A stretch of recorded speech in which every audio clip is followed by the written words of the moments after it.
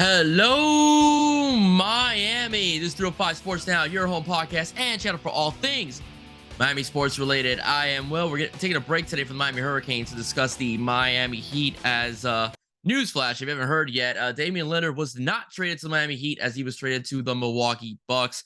Shocking much of the NBA world, especially shocking us here, in South Florida. Just a few things before I begin this episode. I know I said in my trailer that I was going to record with my buddy Q from Sports Bar ATL, and unfortunately Q was not able to make it. I was working on to reschedule to discuss this very topic. All right, so stay tuned. He will be on the show shortly. He just wasn't able to make it tonight.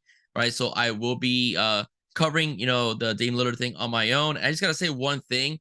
Before I get into what I think perspectively speaking, let me reiterate and speak again on what exactly transpired. This is transpired Wednesday, all right? Wednesday, early afternoon, and pretty much the Blazers, okay, the Blazers with a trade with the Milwaukee Bucks and also included the Phoenix Suns as well in that trade. The Blazers get Drew Holiday, DeAndre Ayton, Tamani Cameron, okay? They get the Bucks 2029 unprotected first round pick. And then Milwaukee swaps the rights in 2028 and 2030. Right. The Suns get Nurkic. They get Grayson Allen, Nasir Little, and Keon Johnson. And the interesting part about this whole thing that's transpired is that Drew Holiday is probably going to be retraded yet again. And that's where the Heat may fit a role in this particular capacity. But I want to say a few things about this whole situation.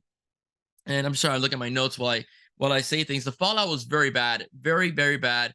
I will say this: Joe Cronin, their GM for Portland, is an absolute little girl. He is a sourpuss, per se. Basically pretty much he got into a pissing match basically with Damian Lillard and took it out on the Miami Heat. When Damian Lillard said that he wanted to go to the Miami Heat, Joe Cronin basically, in my perspective and the perspective of many others, pretty much said, you're not going to dictate to me where I'm going to trade you. You are just an employee who is under contract with this team, and we are going to send you where we think is best for us to send you. You're not going to dictate that. Things got really bad. Dame didn't want to play, for Portland anymore. But you know what?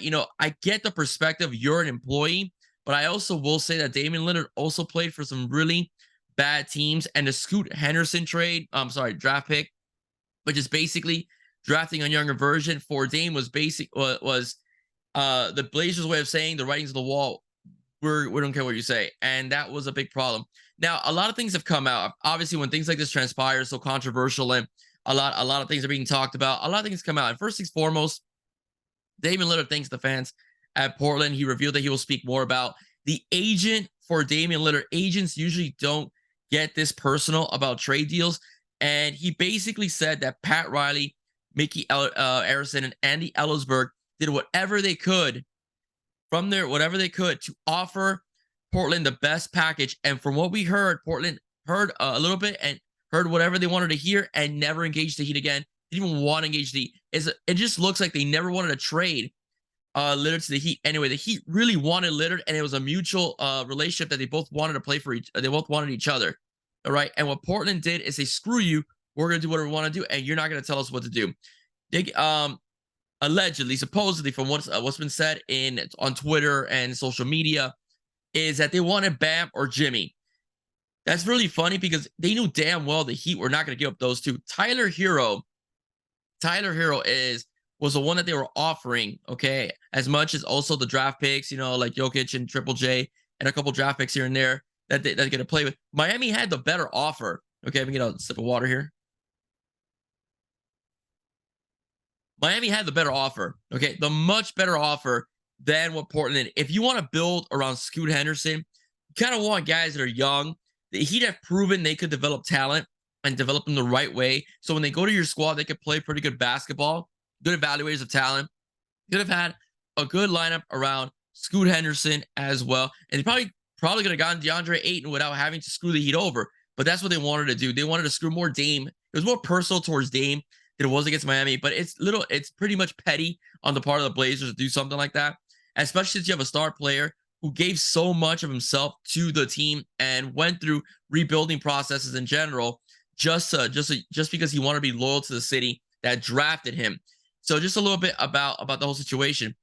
They basically the guys that won out here were the Bucks. Okay, the Bucks get, they get Damian Lillard. They trade Jrue Holiday. Yeah, they sacrifice defense. I guess people say, oh, Jrue's a bit of defense. Doesn't matter. Okay, Dame Lillard could take over a game, and now what he's gonna do? He's gonna open up the floor in the interior for Giannis. All right, because Giannis, we know he does his most damage in the post, right? In the inside. Now Damian on the outside, who's a 32 points per game guy, all right, is one of the most lights out shooters in the league as a star player. With him and Steph Curry together. Bottom line is, you just made Milwaukee much stronger. Much stronger. Okay, because now you have a guy that's a lockdown shooter with Chris Middleton as well. The Blazers didn't get Giannis nor Middleton, but they demanded Butler or Adebayo. Give me a freaking break. Miami's not going to go for that. Not going to go for that. They'll give him Hero. Heck, if you wanted Caleb Martin, they probably would have thrown in Caleb Martin if they just would have talked to Miami. But they didn't want to, because in the end, it was anyone but the Heat. The Blazers are freaking petty. Petty, all right? The Blazers are a petty team, all right? And I really hope that when they come here to Kaseya Center, and they play the Miami Heat, Miami puts 50 on them, the same way the Dolphins put 50 on the Broncos. I want Portland to be flat out embarrassed. I want Joe Cronin to be flat out embarrassed. I want to see Portland get what they deserve, all right? I want to see memes of Portland, the same memes that we saw when the Broncos got their butts kicked by the Dolphins. I want to see the same memes. I want to see a Joe Cronin in the field position saying, meme, saying, you know what? How many more points do you need, Miami? I want Jimmy Butler to go for 40, Bam to go for 30, and everybody else just to freaking go for 20, and it'd be a big blow every single time we play Portland. Because that was dirty on the part of the Blazers. They should have negotiated in good faith, and they didn't. They didn't. Despicable out of the Portland Trail Blazers. And I know some people, locally are saying, people that I respect on radio have said there's no way that Portland would just not get the best deal. Guess what? Yes, there is, because Jrue Holiday is a pretty good player, and they see a future with Scoot Henderson, and they didn't want Dame to go to Miami, which really doesn't make any sense because it's not even your conference. But they didn't want Dame. No. He's not going to tell us what to do. That's pretty much what happened. It's a petty organization. It's a petty GM. For a player that basically gave his pretty much his 20s, his early 30s, because he wanted to make you successful. Didn't demand a trade, was a good soldier, and you couldn't do him that solid, right? So what happens? David even said, I will not play for whatever team. So what does Portland do strategically? They don't trade him to Miami, and they trade him to Milwaukee. Milwaukee, who has probably arguably a top 5 player in the NBA in Giannis. So if Dame complains and forces his way out of Milwaukee, he looks like the bad guy. Think about it. You're playing with Giannis, who's one of the most easiest guys to get along with in the NBA. Nice guy, good team player, and so on. Chris Middleton, a team that won the championship a couple of years ago. So if Dame forces his way out of there, then he looks like a malcontent, a crybaby, that because he didn't get what he wants, he's pouting until he gets to the team he wants. All right? So Portland will take that hit and so on. But the bottom line is that Portland is a petty organization. Joe Cronin is a petty GM. And I know the concerns about Tyler Hero, and I completely understand that. That Tyler Hero feels that, he's upset. He's going to buy a Dame Milwaukee jersey. Listen, I will say this, and I could be wrong. In the comment section, if I am wrong, feel free to tell me. I don't mind you guys commenting. Some of you guys have bring up great points, whether it's about the Dolphins, the Heat, etc. But I will say this, Tyler Hero, I'm sorry to tell you, you gotta suck it up. Okay? The Miami Heat didn't trade you years ago when people wanted you because they saw the value in you. You end up becoming the 6th man of the year. You were almost traded for a top 5 player. It took a top 5 player to get you on the trading block. It took Damian Lillard to get you on the trading block, okay? The Heat for years, and when they had you, protected you. They said, no, Tyler Hero's not included. In fact, from what I understand, again, if I'm wrong, tell me. I don't mind. I will correct myself. The Heat didn't get Donovan Mitchell because they wouldn't trade Tyler Hero. That's what I've heard locally here down in Miami. that they didn't get Donovan Mitchell because they would not include Tyler Hero in that trade. But guess what? Damian Lillard is a better player. Donovan Mitchell is a great scorer. Is that final piece Miami would need to get once again to the NBA Finals and possibly win a championship. So yeah, so Tyler Hero would have to be sixth man of the year, a 25-point guy game, shoots the three very well, is a good scorer, has improved, as the years have come along. Health-wise, his injuries haven't been very timely, but nonetheless, a very good player. So yeah, of course he's gonna be traded. So be a professional, do what you gotta do. Enough of that too. I mean, he's entitled to how he needs to feel, and it's true. It's never good to feel like you're part of the trading block, but it took a lot for the Miami Heat to put you on the trading block. It took Damian Lillard, who's arguably could be a top 3 player, all right, in the NBA. All right, we'll give him top 5, but that's what it took to get you on the trading block. So chill. All right, let's chill out.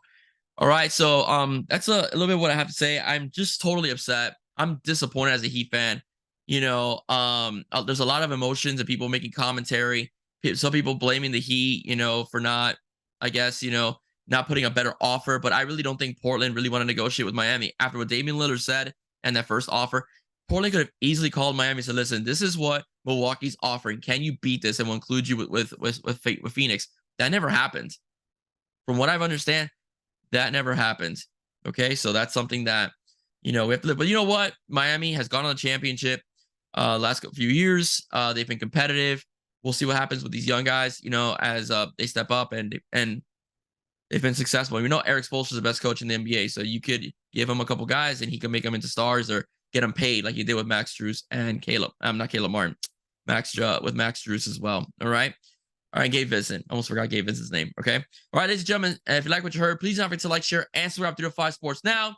All right. I have a few announcements. I will be doing a possible Kane episode dropping Sunday morning on Nye Carr, the Georgia wide receiver that recently decommitted from the Georgia Bulldogs. I'll be doing a possible Kane episode on him.